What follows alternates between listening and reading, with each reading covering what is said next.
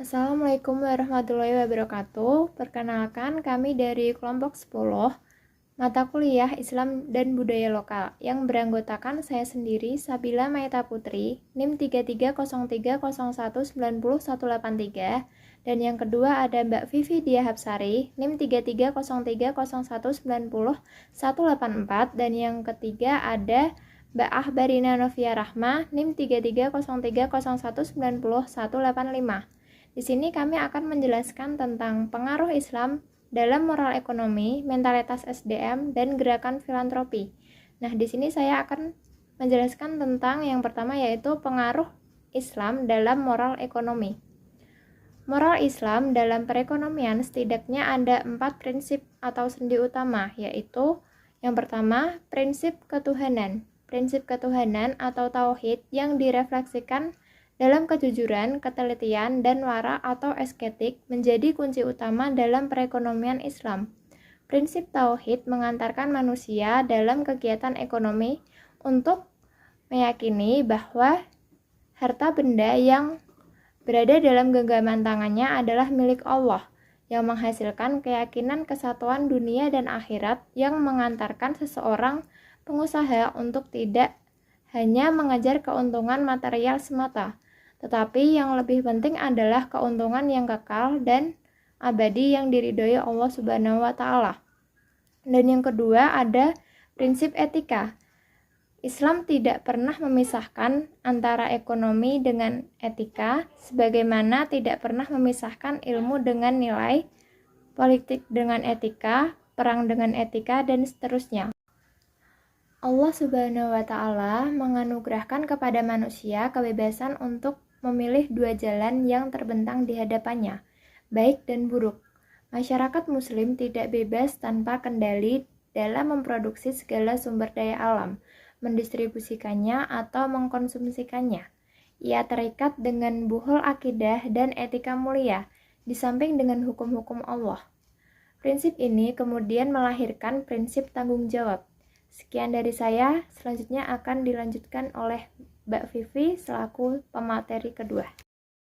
Kemudian di sini saya akan melanjutkan penjelasan dari Mbak Sabila, yaitu mengenai prinsip kemanusiaan. Tujuan ekonomi Islam adalah menciptakan kehidupan manusia yang aman dan sejahtera.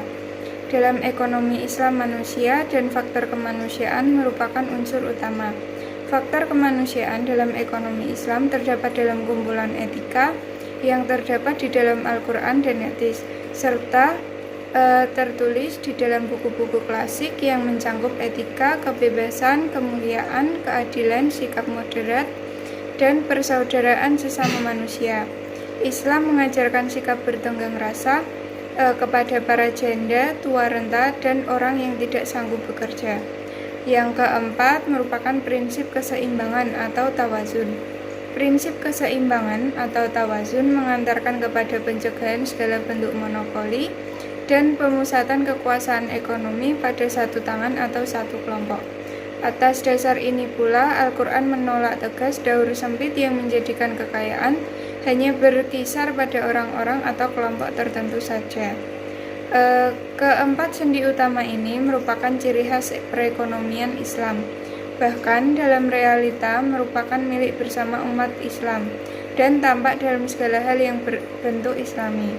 Setiap norma ini mempunyai cabang-cabang, buah, dan pengaruh bagi aspek ekonomi dan sistem keuangan Islam, baik dalam hal produksi, konsumsi, distribusi, maupun ekspor-impor yang semuanya diwarnai dengan norma ini. Kalau tidak, maka dapat dipastikan bahwa Islam hanya sekedar simbol atau slogan dan pengakuan belaka. Saat ini mulai tampak semangat kebangkitan ekonomi Islam bercirikan semaraknya kesadaran berzakat, berinfak, dan bersedekah. Selain dompet duafa yang telah menyelenggarakan rumah sakit bersalin gratis, sekolah gratis, beasiswa, dan bus kota gratis bagi pelajar keluarga kurang mampu, pengumpul zakat juga dilakukan oleh beberapa lembaga seperti Rumah Zakat Ummul Quran, Lazis DDII, PZU atau Pusat Zakat Umat oleh Persis dan Pesnas. Fenomena bangkitnya etos ini ke depan tampaknya akan mewarnai sistem perekonomian Indonesia. Skenarionya, zakat, infak, sedekah merupakan tahap pertama untuk memberdayakan kaum duafa mendapatkan modal usaha.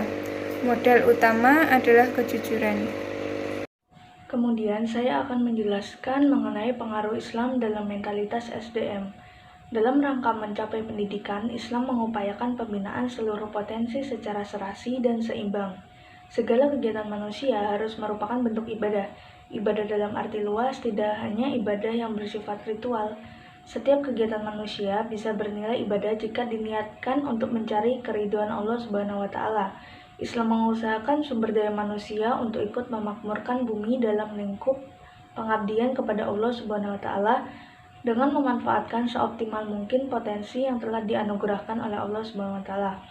Ada dua strategi pendidikan Islam dalam meningkatkan kualitas sumber daya manusia, di antaranya dapat ditempuh melalui dari dua model, yaitu strategi pendidikan yang bersifat makro dan strategi pendidikan yang bersifat mikro. Strategi yang bersifat makro terdiri dari 3 komponen utama.